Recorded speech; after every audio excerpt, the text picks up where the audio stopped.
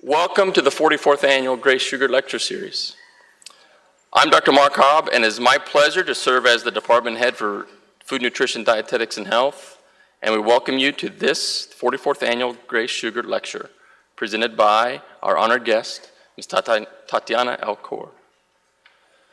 We're also very honored to have special guests in attendance. Right on time, Jeff.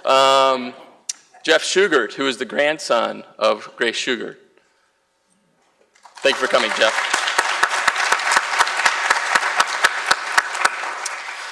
We also have members of the College of Human Ecology, Assistant Dean Shauna Jordan,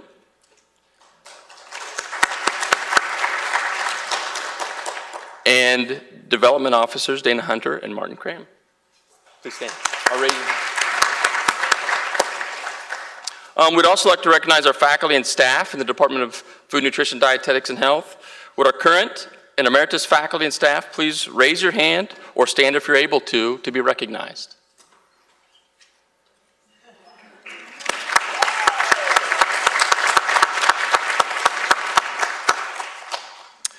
We owe special thanks to the Grace Shugart Lecture Series Planning Committee, Drs. Mary Molt, Kevin Sauer, who chaired the committee, Amber Howells, Ms. Erica Linshield, and Ms. Karen Rogers. Without their help, this wouldn't be possible.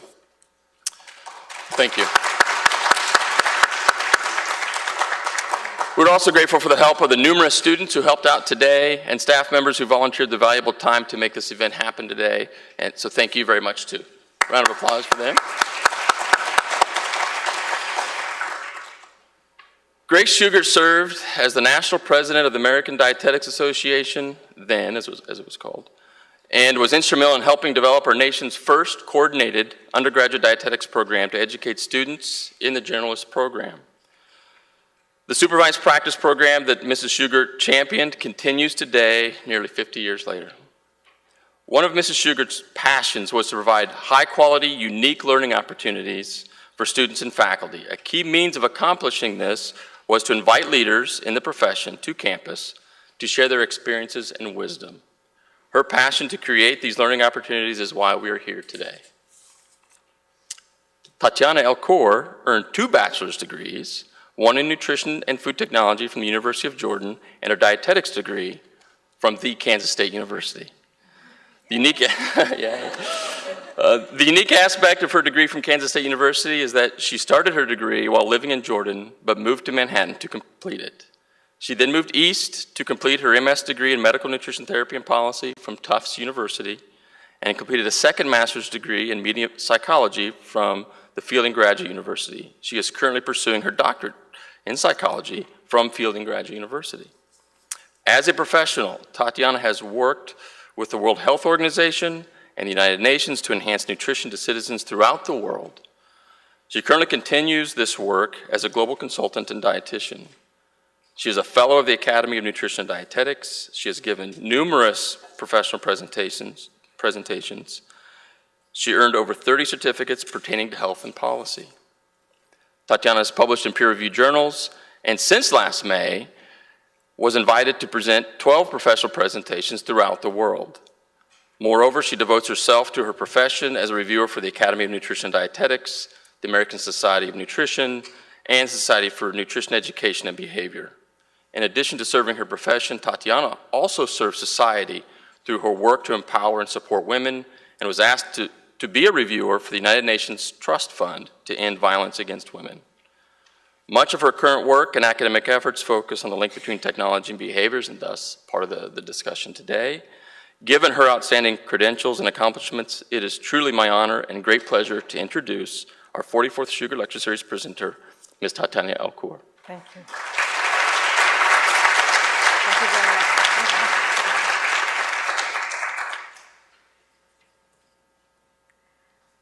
Hello, everyone.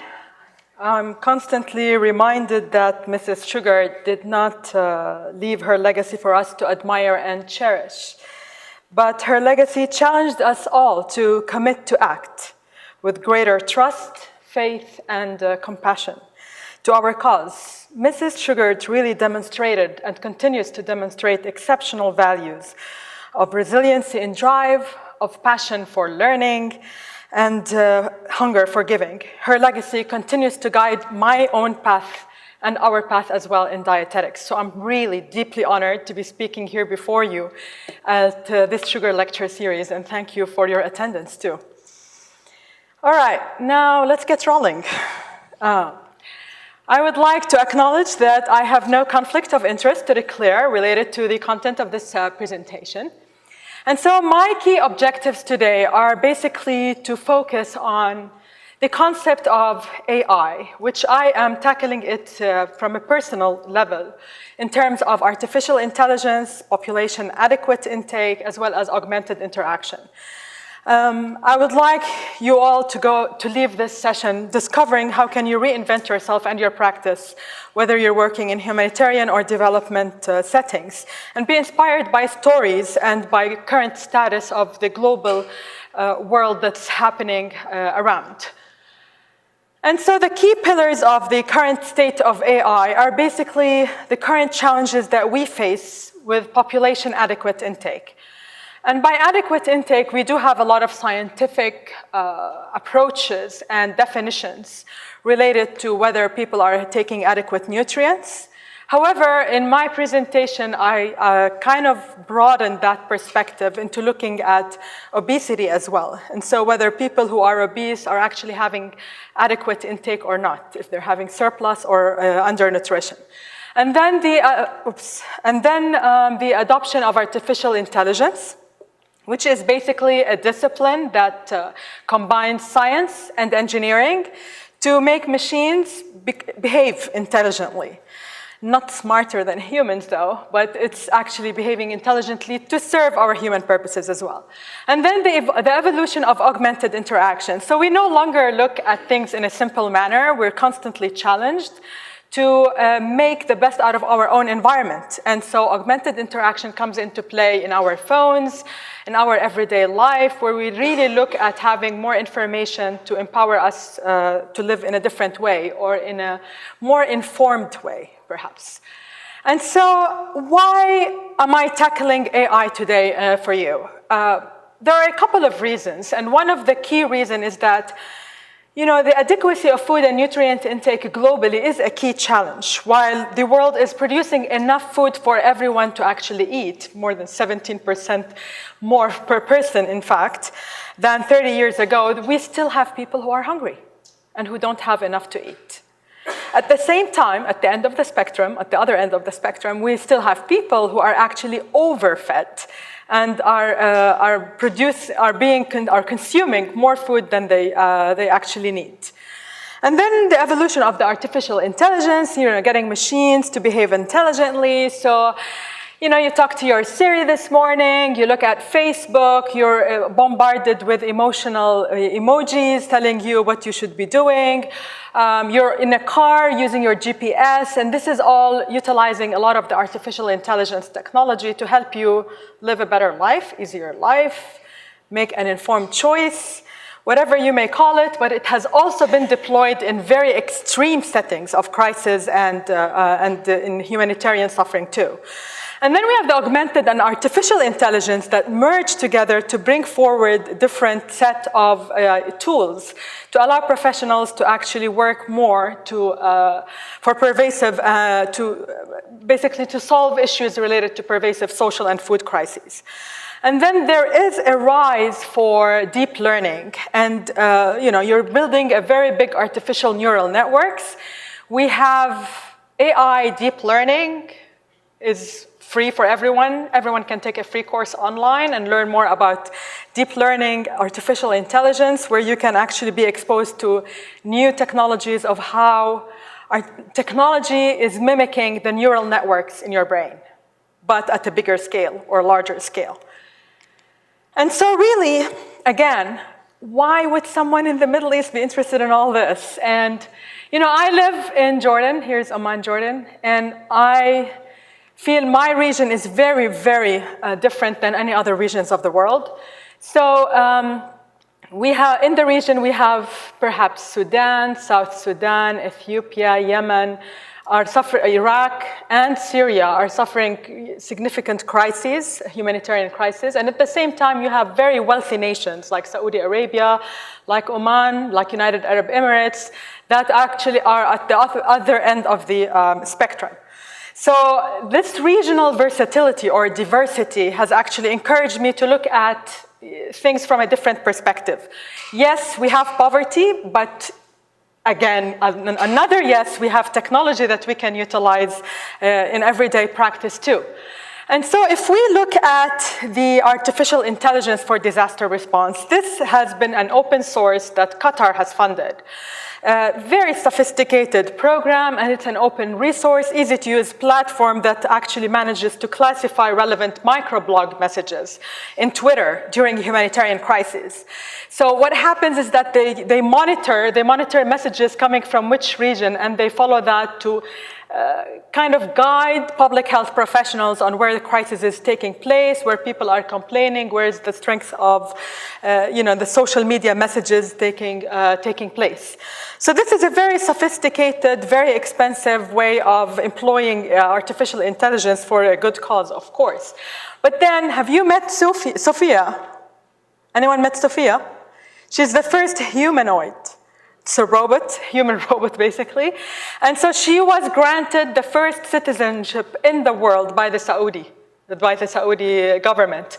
And so you have Saudi Arabia, United Arab Emirates, Qatar with very sophisticated, expensive resources, employing latest technologies. And then again, you have overlapping forms of malnutrition, whether overweight or underweight in the region. So if we look at overweight and obesity, Kuwait has the highest overweight and obesity with 72% in males. And among women, it's around 75.1 prevalence, and that was reported in 2016. That's the latest figure for Kuwait. And then you have anemia in women of reproductive age, along with, coupled with overweight and obesity, and that's basically more prevalent in Jordan and Turkey. And then under 5, stunting, anemia in women of reproductive age, and then adult overweight and obesity with Egypt, Iraq, Syria, and Yemen. And then you will face another acute malnutrition in populations that are moving, in refugee populations, among children, and among women. So it's a pretty sophisticated region. And if we would like to have a look at how populations are like, this is where, the refugees waiting for food parcels in Yarmouk in Syria. Another crisis in Yemen, where you actually could meet Uday Faisal, who died after 2 days after being diagnosed with acute malnutrition, severe acute malnutrition. And he actually moved the entire region with that, with his death. And many more children are dying beside Uday in severe acute malnutrition. The prevalence of malnutrition is currently reported in the Global Nutrition Report in Yemen at 50%. 50%.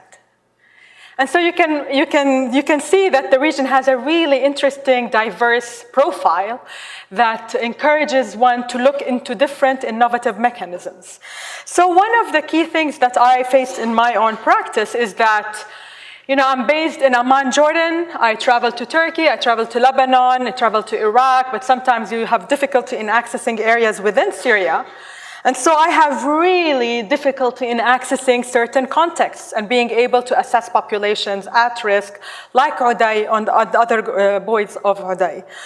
And then you have also imprecision and lack of objectivity of current diagnostic methods. So the current method that is being used worldwide to measure severe acute malnutrition is basically looking at measuring the arm circumference. And this may really vary. And so there was a need to look at an innovative severe acute malnutrition photodiagnosis app. So funny enough, you have people who are poor, you have people in crisis, but everyone got their phone. And so you have almost more than 90% adoption of smartphone technology. And this really has driven organizations to look into different innovative solutions using things that people own, even though they did not have clean water, safe water, adequate water, enough food, or even toilets. But they have their phone. And so, Action Against Hunger embarked on this after consulting with different staff to develop this photo diagnosis app where you actually point out your phone to to children to actually see if you can diagnose them or screen them for severe acute malnutrition, rather than relying on parameters that you may not even access, or you may question the precision of the actual instrument. And so with this app that is currently being developed, it's been taking populations in Senegal and in Spain, healthy population in Spain, healthy population in Senegal, and then malnourished children in Senegal, and looking at key parameters with morphological changes in the body when severe acute malnutrition takes place. And so the red line is a healthy person, the green line is for healthy persons, the red line is more alarming kind of morphological changes that may take place when you have severe acute malnutrition. And then you develop this parameter and boom, you are able to actually acquire a model that can be replicable, and you can actually assess the degree of malnutrition in different populations all over the world. Now, there are different questions, of course, related to validity, related to application, so it's still in the works.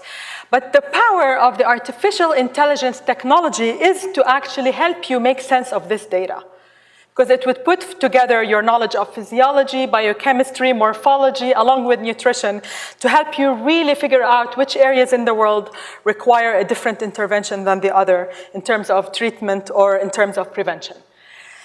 And so I'm going to show another sophisticated measure. A new artificial intelligence tool is offering refugees in Lebanon an opportunity to discuss their fears and frustrations. The program, called Kareem, is accessible via instant messaging applications on people's phones. Bashar, a Syrian construction engineer who fled to Lebanon 2 years ago, is among those using it.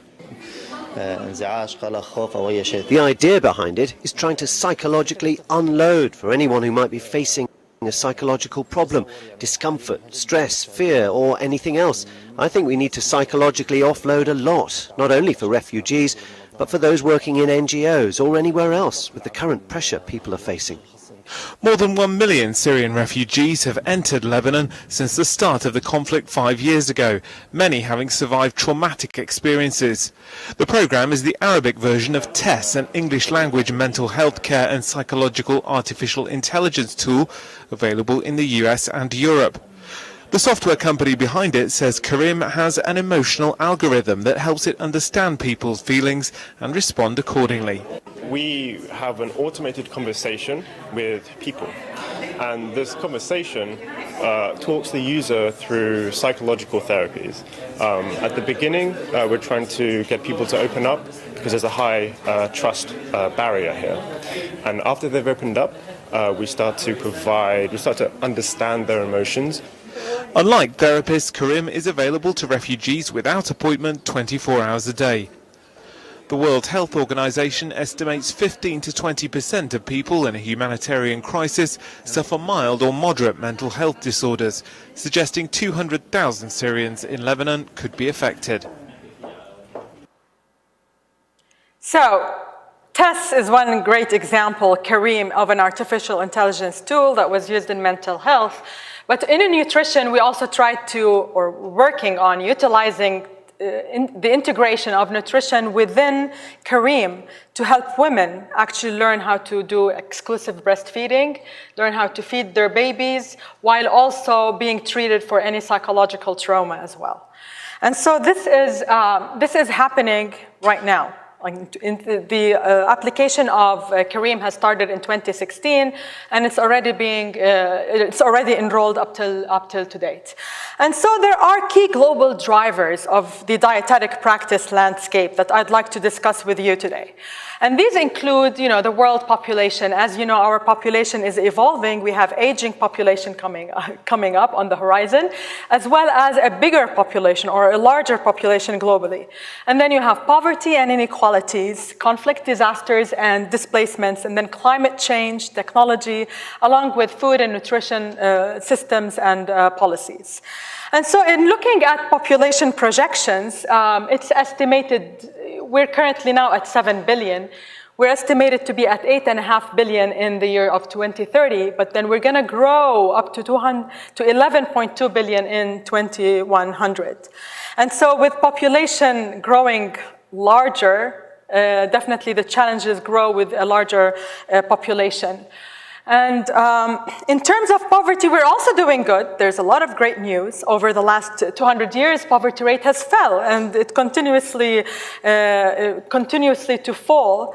However, it was coupled with a 7-fold increase in the world population. So there is good news. There is more access for people to water, to electricity, and at the same time to clean water, if I may say. And there is a significant drop with poverty, whether it is absolute poverty, extreme poverty, you call it what you call it, it's actually dropping. However, the drop in poverty has not been quite equal. And so the United Nations, along with the world's or global leaders, have called 2030 to be the year of zero hunger, where zero hunger is there, kind of all forms of malnutrition are ended, and at the same time, the ability to reduce poverty to an acceptable level, even to a very low minimal level, should be attempted. But if we look at the profile of the reduction, I would like to draw your attention here to this. So if we look at the world decline in poverty, it's been sharp, but not so sharp. If we exclude China from this curve, actually the actual decline would be in the red in this line, which means that one country has actually impacted the reduction of poverty more so than any other country in the world. We still have countries that suffer poverty more so than others. And at the same time, our current world is this. We do have conflicts and disasters. So when people tell me, we feel terrible for you living in the Middle East in a context where conflict and crisis is continuous, and I'm like, well, hold on a bit and let's discuss what's happening in the world. So you've got in the Philippines, you've got in the Sierra Leone, the Ebola crisis, you've got the issue of Puerto Rico with the Maria hurricane, and also in Ethiopia and other parts of South Sudan and Kenya, where you have also crisis, and there's a huge level of displacement. So the new normal for us in the world or globally is a protracted crisis. And so it's projected that we have 65 million people around the world who were forced out of their homes. And 65 million, and the length of displacement is usually 17 years. And what does displacement tell us? If you are displaced from your own home, how would you be able to live life with dignity, to be able to have access to health, nutrition, education, water, food, etc., basic rights, basically? Most of the research has shown that displaced populations end up having higher rates of infection, higher risks of developing chronic diseases, among other health and nutrition complications. So this is pretty alarming. And if we look at climate change, that's another story. Because the regions where you can see the brown areas are actually the regions of the world that are suffering the most from drought. And these are creating serious crises, because if you see, for instance, in Ethiopia or in South Sudan, where you have armed conflict and crisis, there are a lot of populations flooding the borders to either Ethiopia or Kenya or Uganda. Well, good luck. They're going to another area of conflict where people don't even have enough food to eat. And so they leave their own miserable conditions to go to other miserable conditions that would not give them the way or a leeway to a better life. So food shortages are also on the horizon with climate change. Is climate change kind of diplomatic? We could argue about that at a different talk, perhaps. However, the status quo is we also have technology booming. We have artificial intelligence made available. We have geographic information systems. So should it be not for the GIS systems, we would not be able to actually capture such a regional specificity in terms of the climate change or food shortages. And at the same time, we have smartphone technology adoption, holograms, 3Ds, along with virtual reality, augmented reality, 3D food printing, and smartwatches that everyone wears nowadays and adopts at an everyday practice. And so with GIS, we were able to actually track population movement. So if I remind you of the first picture that I've shown about, Syrian refugees with this huge population, well, as I was a co-coordinator for the nutrition sector crisis, and I go there and I see this huge influx of refugees and displaced persons, how can I actually prioritize and know which ones deserve to have the priority aid versus others? And how can you track where people went? And so with geographic information systems, we were able to actually track them precisely, know where their populations, where they're concentrated. So Jordan hosts 600, about 0.6 million, Iraq 0.2, and then in Lebanon around 1.1 million. However, with artificial intelligence, when you combine it with geographic information systems, it can actually give you more sophisticated measures. Related to which ones do you really want to target and prioritize based on specific data or specific criteria that you actually feed the system with. And so the paradox of adequate intake comes into play with obesity manifesting itself in several parts of the world, including the Middle East, however, and poverty or not enough food for the populations. So if we look at obesity, is the world doing any good? What do you think? What does the curve show you? It's a rising trend across all parts of the world.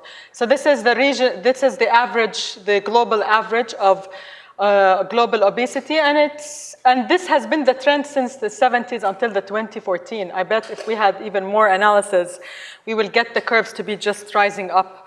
And in some countries, it could be a steep rise, like Kuwait, for instance. And so obesity is rising, and then, yeah, great news. We have done some reduction in stunting and in wasting. However, if we continue business as usual, we're going to have another minor reduction, more so like the poverty reduction that took place globally. Yet, if we change our status quo and look at innovative measures with the current predictions and modeling, we may be able to actually reduce it to a much more level that we can reach our target of zero hunger in 2030. So with mapping, it's not been equal as well. And so with GIS, this map I've produced with GIS, and if we look at Africa and Asia, they are the countries that are struck the most in terms of hunger. So their hunger score is really very high.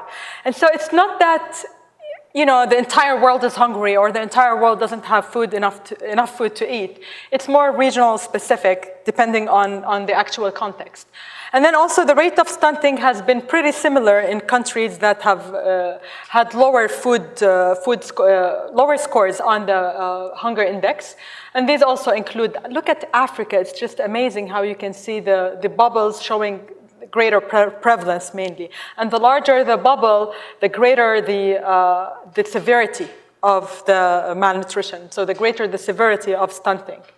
And when a person is stunted, he's done. He's disabled or she's disabled. They are not able to function normally like a normal human being. But if you look at the Food Agricultural Organization and look at current trends, there are projections we are able to produce enough food for people, and we can actually get a hold of providing enough adequate food with nutrients to individuals. And the evidence tells us that, in order to improve nutrition, we cannot just think narrowly on just food production or food intake, but we'd rather take the entire environment and scope of environment, looking at social protection, agriculture, development, education, and women's empowerment in order to be able to achieve improved nutrition. So this requires really sophisticated measures, because if I want to even assess the risk of populations having severe acute malnutrition or even mild malnutrition, I gotta really assess these factors. And being able to assess these factors would not be possible for me at this stage. If I want to come and assess Manhattan, Kansas, I may have indicators related to education, to social protection, but if I go to Zimbabwe or to some rural parts of Kenya, I will not have this data. And so this is kind of another challenge that we as professionals face, and artificial intelligence can actually provide us with some predictions to do that. And then interventions don't actually stop there. They actually go across, consistent evidence is encouraging us to go across the life cycle. And so, we spoke more about the paradox of adequate intake. I moved to artificial intelligence. So what do we have in artificial intelligence? Why should we really care? In various aspects, not only humanitarian settings, we are having great results in terms of employing or deploying artificial intelligence technology. So in the area of retail, where many of the food service professionals actually function, there's actually 20% stock reduction using deep learning or AI to predict e-commerce purchases. There's also 2 million fewer product returns per year. And these are significant amounts, because if you eat an apple a day, how long do you think it would take for you to actually get the apple fresh from the farm? So any apple you pick in the market, how long would it take for that apple to reach you since it was picked up from the farm? Take a guess. 3 weeks, okay. Any other guess? No? Well, the global average is 11 to 14 months.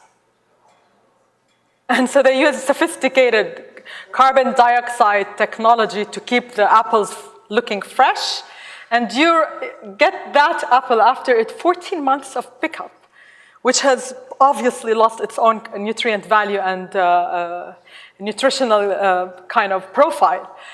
And so, yeah. With adoption of certain technologies, it may help us be able at fewer product returns, making sure that the products reach faster, even 30% reduction in stocking time. Electricity cuts as well, energy saving, there's more research related into that. But in terms of healthcare, it's another area where there are significant investments with artificial intelligence, including 30 to 50% increased or improved productivity of nurses when AI tools are being used or adopted in hospitals, like, for instance, taking appointments or managing any routine cases managing routine medical cases. In education, it has also been very powerful that 85% match with human grading could be possible with machine learning. And so there is mounting evidence coming up, and in the area of nutrition, this is very new research that has been recently published in 2018, looking at machine learning and estimating food consumption in populations. So if I want to look at the photodiagnosis tool that is being developed to diagnose for severe acute malnutrition, I can actually couple that with another technology to look at whether they are actually having enough food and whether it might be related to something else as far as their severe malnutrition. And public health has been having mounting interest in terms of using advanced technologies, particularly in the area of emergency and crisis management, partly because of population management, using the technology to manage aid provision, including food or medicine. However, it's also been very important and very successful in disease surveillance and managing to see where are the hotspots, where should we intervene first. So in the event of a specific crisis, with the technology, you were able to actually pinpoint which area deserves the priority first, the priority intervention versus other areas.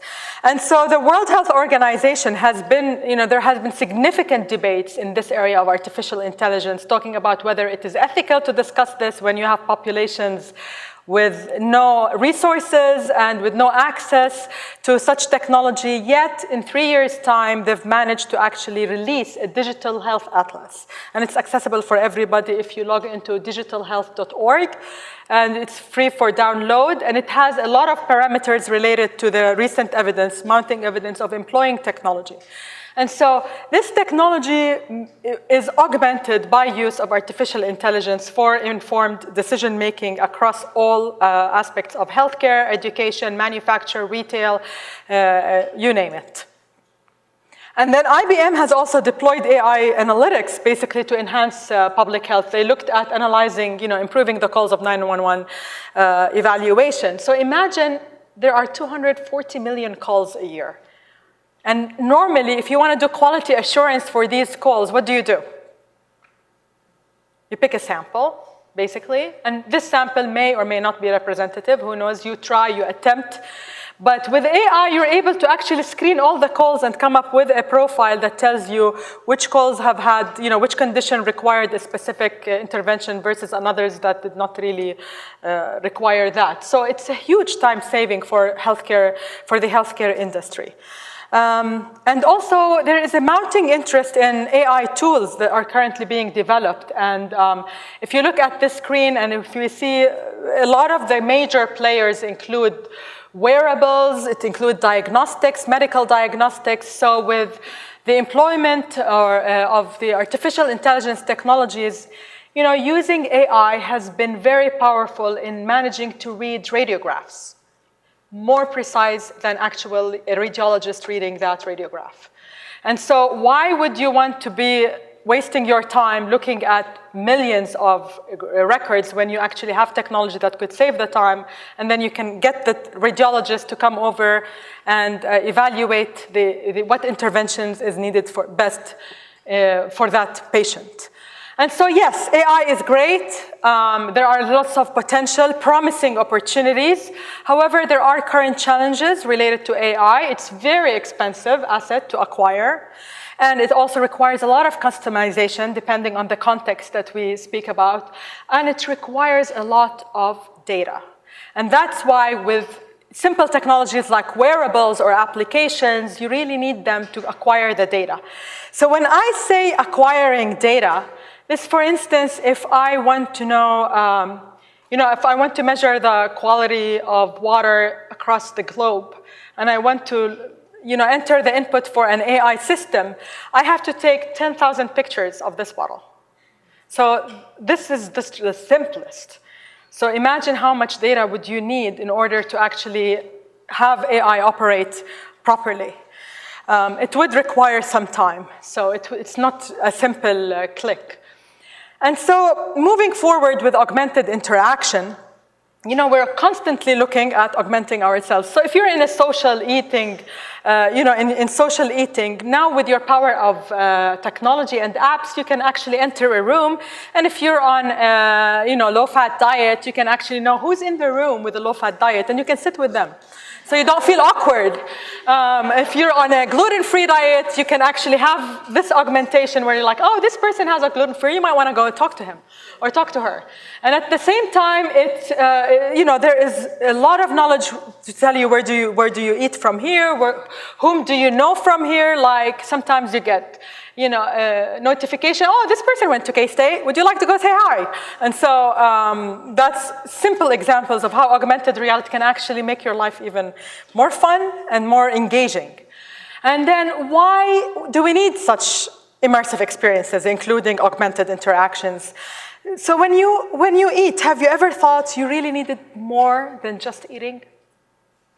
Maybe yes, maybe no. Okay, here's a video to show you why you should actually care about that.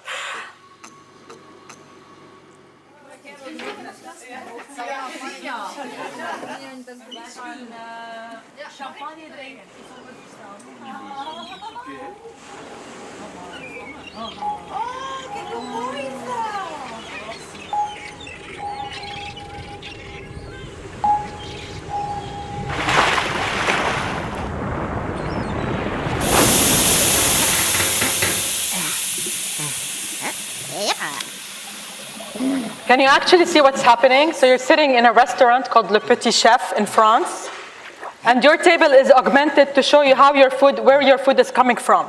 So if you're ordering seafood, it's showing you your lobster is coming from the sea, what kind of lobster you're having, and how it's being cooked, while you're waiting for your meal. It's pretty cool.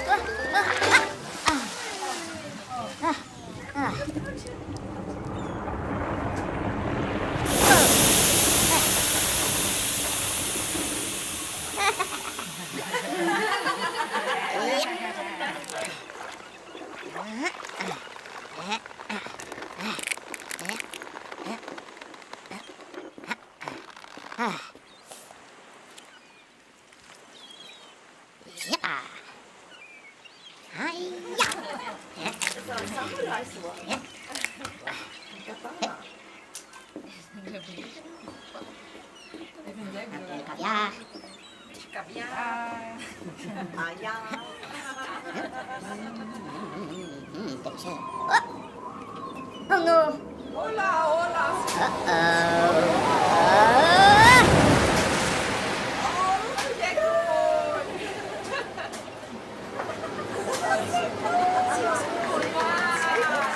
So if you want to go to France, you might visit this restaurant. They do it for all their dishes. And so once the augmented reality is done, they get you your own dish. So it's kind of like gives you an augmented experience. You get a feel of where your ingredients are coming from, where the food is coming from, and they do it for their desserts, their dessert menu, and also all their food menu. So this is pretty cool stuff. It added, more sophisticated measure to your dining experience. And this is what really people are looking for. They're looking for more sophisticated experience with food. So with technology-mediated, appetite using either virtual reality or augmented reality or even telerobotics, there is mounting evidence to show us that there are some improvements in outcomes related to managing food and eating disorders, food phobias, food addictions. In the area of obesity and personalized nutrition, it is yet being started. So there is still very minimal evidence on that front. The strongest evidence has been in the area of eating disorders and managing food phobias. And so, social and behavior change has been really revamped using such technologies. You improve your assessment, your understanding, and even your treatment modalities. And it could also be used as a cue exposure tool for reducing food cravings. And it gives you an enhanced personal and clinical change. So it's not only you're augmenting, the dining experience of individuals. You can apply it in healthcare, and you can augment your own practice by reminding yourself of what goes on in the body if, for instance, you exceed your sugar intake in terms of the guidelines. And so, why are people using this technology? Because it's really user-driven control. There's active participation. There's 3D imaging. They learn how to manipulate problems creatively. And at the same time, they feel safer, and they report being less embarrassed. And it's usually administered in traditional settings. You don't really have to go out of your way. You can actually sit in your place and experience that, with potential, of course, for visualization, active learning, and then personalized therapy. And as I said, also with virtual reality-enhanced cognitive behavior therapy, or CBT, it was very effective in improving weight loss at 1-year follow-up. And the studies are being here. You can also access them in my reference list, too. And so even when cooking, you're looking at an augmented experience. So you no longer have the regular cookbooks. You can have your own app with your own augmented experience in terms of what your dish should look like and what you may want to consider in terms of ingredients, including smart kitchens, smart fridges, and even smart way of cooking. Yet, with artificial intelligence, you can become more sophisticated and become a cognitive cooker. So I am not sure if anyone heard of Chef Watson, IBM Watson, Chef Watson. So Chef Watson actually employed this cognitive cooking technique, which is also available currently for testing. So you're also welcome to visit their website and get started with that. So you don't really have to have any knowledge of nutrition. You may want to say, I have olives and I have peppers and I want to cook a dish from Malaysia. And so it gives you, you enter your data and it gives you significant options of what you may wish to consider in order to cook your meal and enjoy it at home while experiencing flavors from all over the world. And again, artificial intelligence is also used in suggesting recipes based on food photos. And so you can send me your food photo and I can tell you, this one had 30% fat because you had butter in it, you had olive oil, you had a couple of other ingredients too. And this with research has been coming up from MIT, pretty recent. They recently published the studies related to that food, and they looked at assessing whether the accuracy of measuring of artificial intelligence to get out the recipes, and they got actually 6 out of the 10 ingredients. So it's still evolving in the development, but imagine a food photo can tell you what ingredient is there. So this is going to revamp the dietetic practice in so many different ways, where you don't really have to rely on your patient to tell you what they ate. Can you send me pictures and I can figure out your caloric intake and what you really need for the next day? Yeah, that could be one option. Or it may be other options that you may want to uncover on your own. And so what can AI do for you? There are a lot of options. The ability for it to synthesize images, as I said, in video and transform them, turn food pictures into recipes. You can do home-cooked meals made by robotic chefs. If you met Molly, employed in the market with the amount of $92,000, if you're interested, and you can actually input, tell Molly what you want for dinner, and give Molly, prepare the ingredients fresh. So you cut, cucumbers, tomato, I want a salad, and then Molly can prepare it for you. And then Molly can tell you like, oh, but you have blood pressure. May I put for you a seasoning instead of salt? And it starts recommending depending on your biosensing data, etc. So it's pretty sophisticated stuff coming up. Molly is actionable right now in 2018. So imagine in 2050, what would it be like?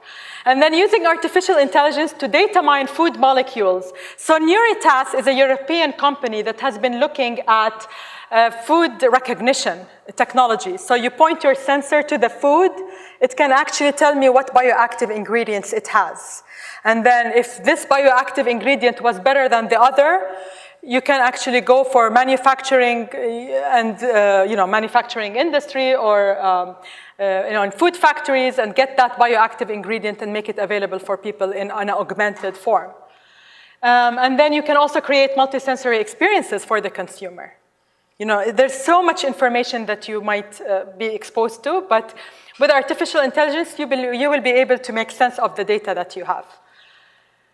And so AI in restaurants and food service, they're already in operational. So you have chatbots and apps. I don't know how many of you have heard of Jamie Oliver, the chef in UK. He's already implementing chatbots where people can actually send him an emoji, like I feel angry. And he would give them recommendations on what kind of food they need to have right now. And it's not Jamie Oliver, by the way, it's the system. It's the artificial intelligence. Would tell you like, oh, you're angry. You might want to have some coriander with a bit of olive oil and some lemon. And then, are you still good? Or you might want to try some chocolate syrup. And it goes on and on and on. And you can try it. You can just Google that and you can get the feel of that. And then robots are being used to increase capacity and speed of food production and delivery. Recommendation engines and also kiosks, welcoming customers instead of having you wait for long because there aren't enough waiters. You can have an artificial intelligence kiosk waiting for you, screening you for what you actually need to eat, and then offering you suggestions based on your body scan. That's pretty cool stuff, actually. So artificial intelligence is kicking in, and currently Stanford has embarked on an initiative for a 100-year study documenting the evidence of AI in collaboration with several universities to look at how artificial intelligence can be used in a way to help make informed decisions and help with crisis situations. In AI's healthcare applications, there is a lot of evidence or mounting evidence related to clinical and decision making, patient monitoring, even automated devices to assist surgery, management of healthcare, emergency and response, and then also mining social media risks. So for instance, in nutrition, there's a lot of inundation with misinformation on social media. You get bombarded every single day on Facebook or Twitter about what kind of information you are having. And so with AI, you will be able to trace where these are coming from, where is the bulk coming from, and how you can actually tackle that with evidence-based information. So you can input within the system the guidelines on nutrition guidelines that you wish your consumer to know, and the AI can factor it in for you with the amount of social media that you may have. And then machine learning can also predict patients at risk. So it's a huge business. Even in agriculture, the World Food Program has embarked on implementing or deploying AI to help farmers learn about how they can actually make use of their conditions. And so with AI, there's a potential to actually collect vast quantities of information on weather conditions, on even crop status, and advise farmers on when to fertilize and when to actually go forward with production and increasing crop yield and market value. And again, Tufts has recently released in its digital trends a tooth-mounted sensor to track your diet inside your mouth. Imagine, you have a little gold medal that tells you with a sensor that tells you what you're eating, but it can get even more sophisticated with AI to give you parameters of, your body temperature is 37.4, but your blood pressure has been rising and dropping at the same time you're drinking this lemonade juice. So you might want to tone down on the quantity. And so you get a buzz on that front. It's still in development, but it's happening as of 2018. And so what sorts of, there has been recently in February 2018, a very big report has been published, almost about more than 100 pages, to look at the malicious use of artificial intelligence, especially in forecasting, prevention, and mitigation. So where can you go wrong with artificial intelligence? How can you actually mitigate that risk? And what can you do to prevent it? So whom do you think has actually been embarking on using AI for a couple of years in the Syrian crisis? Any idea? So it's ISIS, the Islamic State of Iraq and Syria, has embarked on using artificial intelligence to fabricate videos. And University of Washington did a wonderful job on showing how a fabricated video would look like. So I'm gonna, leave you with that. Thinking about my full-time employees and their ability to survive on $8 an hour in New York City. And foremost in all of our minds has been the loss and the grief felt by the people of Orlando. Most of us don't get our health care through the marketplace. We get it through our job or through Medicare or Medicare. And what you should know is that thanks to the Affordable Care Act, your coverage is better today than it was before. Women can get free checkups, and you can't get charged more just for being a woman. To give his employees come together to pass a common, there's a bill that would boost America's very, very hard times. Some progress, at least within the small confines of the legal community. I think it's real important.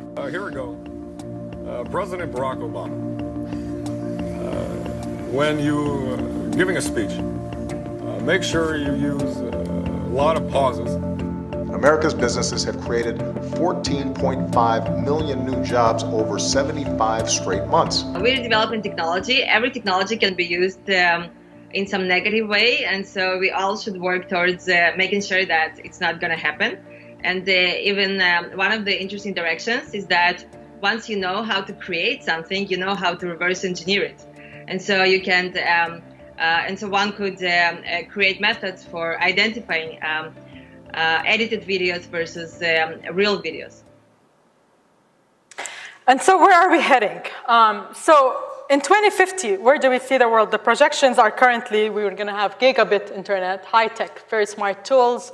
World's famous dishes are on your fingertips. You get to experience them with sensory feelings. And then mediated nutritional therapies, genetically engineered, or even designer foods for the rich, for the poor. Who knows how technology would become available for all. And most importantly, you'll also have mediated biosensors and handheld MRI scanners too. And artificial intelligence is going to get more sophisticated with using holograms and virtual reality, along with wearables and the Internet of Things with the 3D printing, which is already happening now, but it's going to become more mainstream in 2050. And so what will dietitians do in 2020 or in 2050? Do you need an AI strategy? So I spoke with one of the prominent researchers at Stanford who is currently doing some artificial intelligence work, and I told him, do you think every dietitian has to have an artificial intelligence strategy?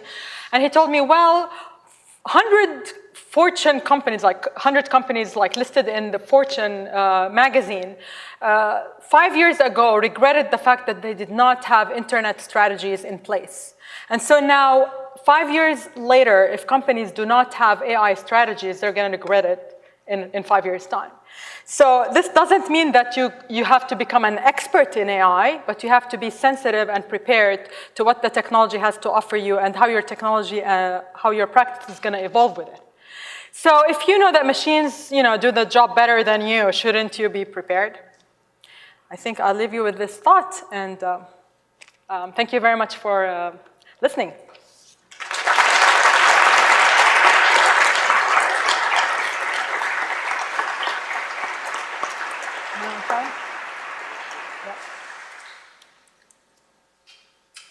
Thank you. What a wonderful talk. We have a few minutes for questions. If somebody has questions for Tatiana.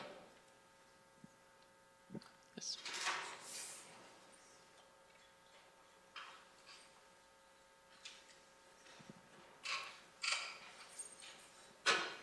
I was just curious, has there been any studies of, so, AI is basically helping us do our jobs better. It's reading the EKGs better than the radiologist. Is there any evidence that we lose analog skills? If we're always relying on technology to do that kind of thing for us or to enhance that, and the power goes out that day, is the radiologist still able to read the EKG, or after time they won't be able to do that anymore? Just sort of curiosity. So it's a current debate in medicine, but radiologists will continue to evolve. Their practice will evolve. We will still need radiologists. AI would actually it's very precise in reading, the medical diagnosis, but it would not be sophisticated enough to interpret actual results. So you will probably need other radiologists to do that for you at the current state. Maybe in 2050 it's different. Questions?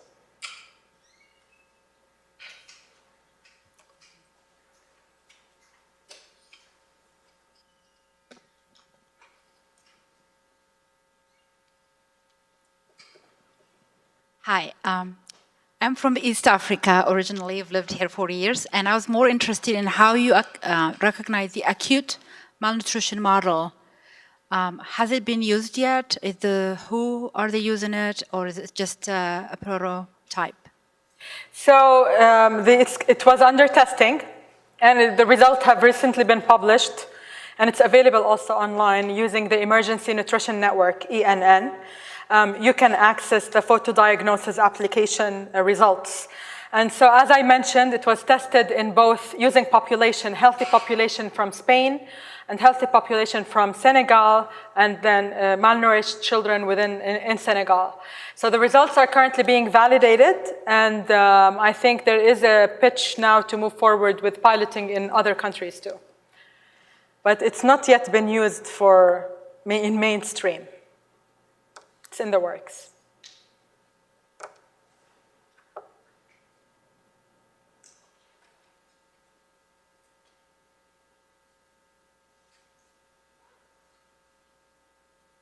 Thank you once again, Tatiana El-Kour, for your wonderful presentation today. And we are also excited to announce, due to the work of the Shugart Lecture Series, that we have our next speaker for the 45th, well, if I can find my sheets, for the 45th Annual Grace Shugart Lecture, Donna Martin, School Nutrition Director and current President of the Academy of Nutrition and Dietetics, will present that lecture next year around the same time. We don't have the date yet. Do we have the date yet? We're good, but I don't know if we're that good at getting her nailed down for next year. But we wanted to make that announcement, so thank you to the search committee under Dr. Sauer's leadership. I also want to announce that we have a reception following in Hoffman Lounge. All are welcome. Light hors d'oeuvres will be served, and we will present Tatiana with a gift from our department for her behalf.